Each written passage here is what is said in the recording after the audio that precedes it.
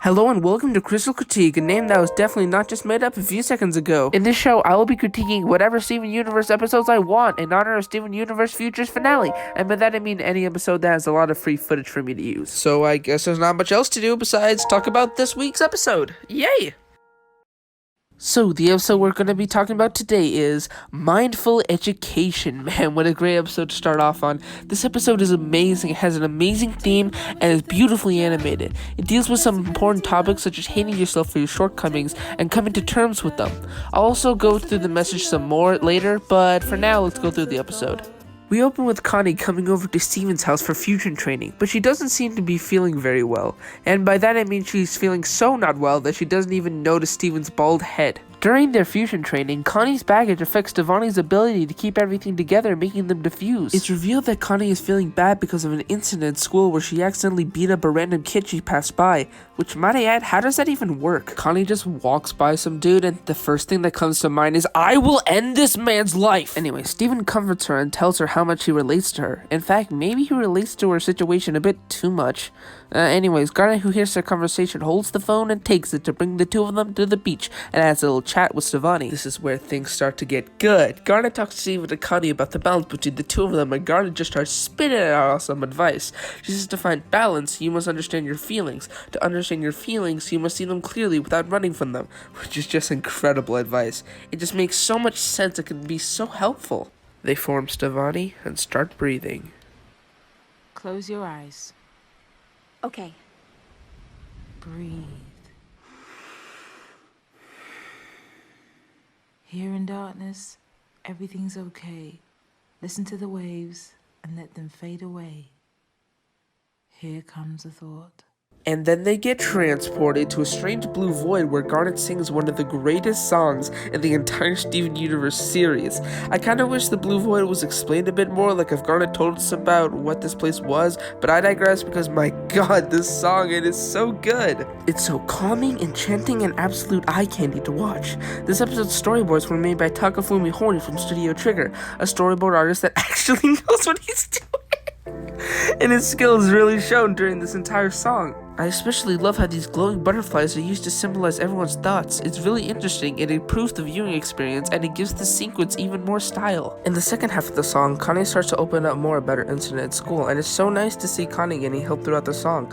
It really hits home the message that trying not to think about a bad thing you've done will only make it worse, and that one bad moment shouldn't be how we fall apart. I'll be rating every song I come across in the series, so I'm giving Here Comes a Thought a solid 10 out of 10. There's no other way the song can improve, it's perfect just the way it is. To think of just flexibility, love, and trust. Take a moment to think of just flexibility, love, and trust. So Devani is back in business and back to training, except for the fact that she's not back in Bismuth. Devani is now hallucinating about things Steven has done, so I guess Steven did relate to Connie a bit too much. Steven's trauma is much more serious and really messes Devani up. Steven thinks about the time he stabbed Business through the stomach, the time Jasper became corrupted, the time he abandoned the eyeball Ruby into space, and even his mother's dark past. Devani, completely distracted, jumps and falls off the runes and starts falling towards Earth. As the two of them start plummeting down through the air, Connie says they have to fuse in order to survive the fall, but Steven is so torn up about his trauma he can't even stop crying, let alone fuse. I didn't want to hurt anyone! Connie starts comforting Steven and tells him what she had to do when facing her accident, but to me there's a big problem with the scene, but I'll get into that later. For now, Connie explains how it's okay for Steven to think about his trauma, and how thinking about it is the only way he'll be able to move on. Steven understands, man's up, and fuses with Connie. They fall through a massive sea of butterflies, and after an intense falling sequence,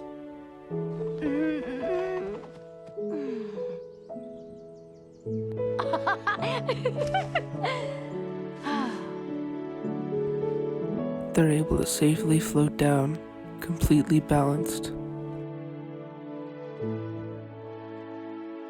I'm here.